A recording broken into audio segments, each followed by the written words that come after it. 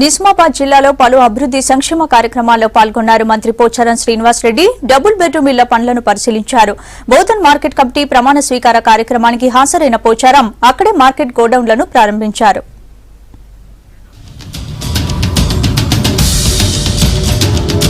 రైతులు తొందరపడి ధాన్యం అమ్ముకోవద్దని సూచించారు మంత్రి పోచారం శ్రీనివాస్ రెడ్డి.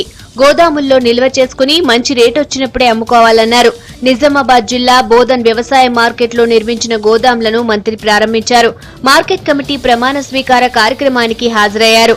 రైతులు గోదాముల్లో నిల్వ చేసిన ధాన్యానికి 6 నెలల వరకు ఎలాంటి రుసుము చెల్లించాల్సిన అవసరం లేదన్నారు పోచారం. దళారుల చేతిలో రైతులు మోసపోకుండా ప్రభుత్వం తగిన జాగ్రత్తలు తీసుకుంటుందన్నారు.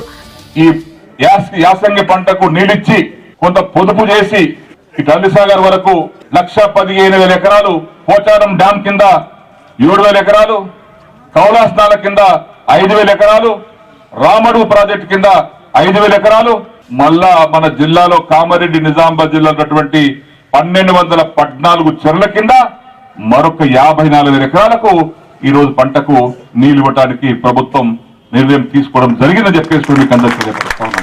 కామారెడ్డి జిల్లా బాన్సువాడ పట్టణంలో నిర్మిస్తున్న డబుల్ బెడ్రూమ్ పనులను పరిశీలించారు పోచారం. పనులు జరుగుతున్న తీరును అడిగి తెలుసుకున్నారు. మొదటి విడతగా 400 ఇళ్లు మంజూరయ్యాయని, రెండో విడతలో మరో 1000 ఇళ్లు మంజూరు చేస్తామన్నారు పోచారం. ఎక్కడ నిరుపేదలు ఉన్నారో, కిరాయకుండి జీవిస్తున్నటువంటి వారు, ఇల్లు లేక చెట్టు కింద జీవిస్తున్నటువంటి వారు, అటువంటి పేదలను గుర్తించి కులమేదైనా మతమేదైనా వారందరికీ కూడా ఇదే విధంగా ఇల్లు నిర్మించి బ్రహ్మాండంగా వారికి సాయం చేస్తామని చెప్పేసి కూడా తెలియపరుస్తాం. రైతుల కోసం డిసెంబర్ 15న నిజాం సాగర్ నీళ్లు విడుదల చేస్తామన్నారు పోచారం.